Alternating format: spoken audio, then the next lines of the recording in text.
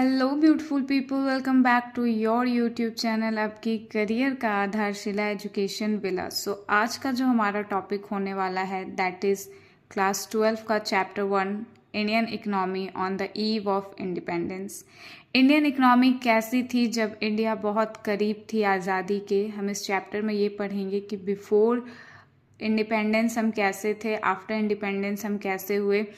क्यों हम ये पढ़ेंगे कि चाइना, इंडिया, पाकिस्तान तीनों को लगभग आज़ादी सेम टाइम पे मिली, बट तीनों की इकोनॉमिक ग्रोथ सेम टाइम पे हुई थी। लेकिन चाइना आज कहीं बहुत आगे है, पाकिस्तान अभी कहीं बहुत पीछे है, and we are at growing stage. So आइए स्टार्ट करते हैं हमारा आज का टॉपिक। इंडिया जब इंडिपेंडेंस के बहुत करीब था तो सबको पता है कि इंडिया पे ब्रिटिशर्स ने रूल किया है। ब्रिटिशर्स ने इंडिया को यूज़ किया है as a feeder economy. Feeder economy क्या होता है? ब्रिटिशर्स इंडिया को यूज़ करते थे, वो यहाँ से रॉ मटेरियल्स लेके जाते थे और अपना जो सामान है वो एक्सपोर्ट करके, इंपोर्ट करके यहाँ पहुँचाते थे, और यहाँ से रॉ मटेरियल एक्सपोर्ट करते थे, जिनसे उनको क्या फ़ायदा हुआ और इंडियन इकनॉमी कैसे एक्सप्लॉइट होती गई। तो हमारा जो फर्स्ट टॉपिक है that is colonial exploitation of the Indian economy under the British rule. Okay, अब ये माइंड में क्वेश्चन होगा कि दैट इज़ कॉलोनियल एक्सप्लॉइटेशन, यानी कि ब्रिटिशर्स और इंडिया, जब ब्रिटिशर्स इंडिया में थे तो ब्रिटिशर्स एज अ रूलर काम कर रहे थे यहाँ पे, और इंडिया जो थी वो ब्रिटिशर्स की एक कॉलोनी बन गई थी, जहाँ पे जो रूल्स थे, रेगुलेशंस थे, सब ब्रिटिशर्स सेट करते थे। तो आइए देखते हैं कि क्या क्या हैम्पर हुआ जब ब्रिटिशर्स रूल कर रहे थे। तो the first one is colonial exploitation of agriculture sector. Britishers ने क्या किया? एग्रीकल्चर सेक्टर को एक्सप्लॉइट करना शुरू किया।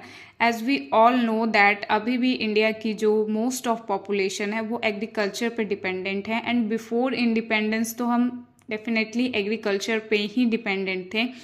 सो agriculture was exploited through zamindars. Agriculture जो था उसको एक्सप्लॉइट किया जाता था जमींदार्स के थ्रू। जमींदार कौन होते हैं? जमींदार जो हैं वो ओनर ऑफ द सॉइल हैं। ठीक है, owner of the soil means कि ज़मीन उनकी हो ना हो, मालिकाना हक उनका है। तो जमींदार्स क्या करते थे? वो एक फिक्स पेमेंट जो है वो गवर्नमेंट को देते थे, और बाकी जो भी पैसा था, जो भी उनका आउटपुट होता था ज़मीन से, वो अपने पास रखते थे। Tillers of the soil, tillers of the soil are the real owner of the soil. Tillers of the soil यानी कि जो उस जमीन पे काम कर रहा है, जो मेहनत कर रहा है, जिसकी वजह से खेती हो पा रही है, they are the tillers of soil. तो जमींदार क्या करते थे कि टिलर्स ऑफ सॉइल को बहुत कम पैसा देते थे, और वो एक फिक्स अमाउंट गवर्नमेंट को दे देते थे। बाकी जो पैसा बचता था वो ज़मींदार अपने पास रख लेते थे। ज़मींदारों ने कभी भी ऐसा कोई इनिशिएटिव नहीं लिया जिससे हमारा एग्रीकल्चर सेक्टर इम्प्रूव हो सके। वो कोई इन्वेस्टमेंट नहीं करते थे एग्रीकल्चर सेक्टर पे, या बहुत कम इन्वेस्टमेंट करते थे एग्रीकल्चर सेक्टर पे। तो एग्रीकल्चर सेक्टर का एक्सप्लॉइटेशन हुआ थ्रू जमींदारी सिस्टम। जमींदारों के थ्रू एग्रीकल्चर सेक्टर को एक्सप्लॉइट किया गया।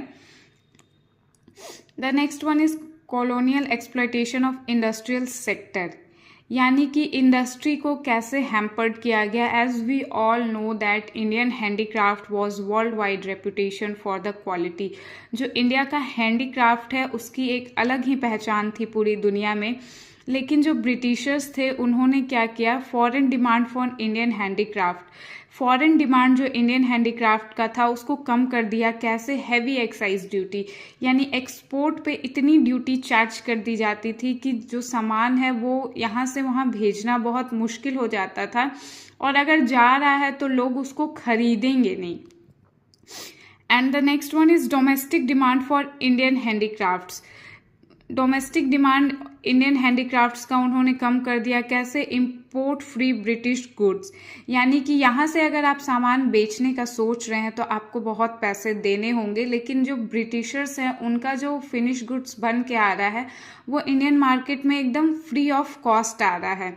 फ्री ऑफ कॉस्ट आ रहा है तो लोग क्या करेंगे? सस्ते सामानों को खरीदना शुरू करेंगे, और इस तरह हमारी जो इंडियन हैंडीक्राफ्ट है उसने अपने ही इंडियन मार्केट में as well as international market में अपनी रेपुटेशन खोनी शुरू कर दी।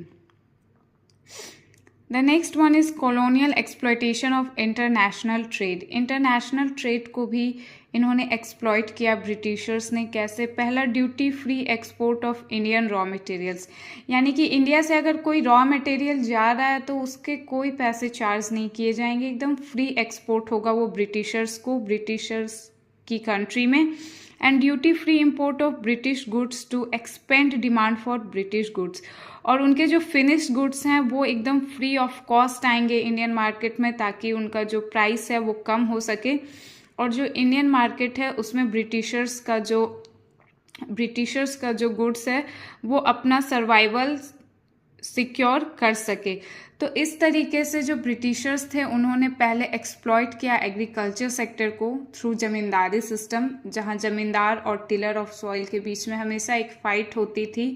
जमींदार पैसे के लिए बहुत कुछ करते थे, they were exploiting the tillers of the soil. Government यहाँ पे कोई इंटरफेरेंस नहीं करती थी, उनको एक फिक्स्ड पे अमाउंट से मतलब होता था। Next one is industrial sector. हमारे इंडियन हैंडीक्राफ्ट्स को बुरी तरीके से उन्होंने इंटरनेशनल मार्केट में डीमोटिवेट किया। हमारे जो इंडियन हैंडीक्राफ्ट्स थे उस पर हैवी एक्साइज ड्यूटी लगाई गई, और जो इंटरनेशनल यानी कि जो ब्रिटिशर्स के प्रोडक्ट थे उनको इम्पोर्ट फ्री कर दिया गया इंडिया में। And the next one is exploitation of international trade. International trade को भी एक्सप्लॉयट किया गया। इंडिया से रॉ मटेरियल्स फ्री में जाते थे और वहाँ से जो फिनिश गुड्स हैं वो इंडिया में फ्री में आते थे। मैंने आपको चैप्टर के स्टार्टिंग में ही बताया था कि जो इंडिया थी, इंडियन इकोनॉमी थी, वो एक फीडर इकोनॉमी थी ब्रिटिशर्स के लिए, यानी कि वो रॉ मटेरियल्स प्रोवाइड करती थी ब्रिटिशर्स को। तो आज का ये हमारा छोटा सा टॉपिक था colonial exploitation of Indian economy under the British rule. I hope आपको आज का वीडियो पसंद आया होगा। अगर वीडियो पसंद आए तो प्लीज़ लाइक शेयर सब्सक्राइब करना ना भूलें। जो लोग चैनल पे पहली बार आए हैं वो बेल आइकन को ज़रूर हिट करेंगे। एंड एक बात कि ये सिर्फ मैंने जो पॉइंट्स के अंदर सब पॉइंट्स लिखा है ये सिर्फ कीवर्ड्स है, आपको इसको एलेबोरेट करके एग्जाम में लिखना होगा। Thank you for watching and have a nice day.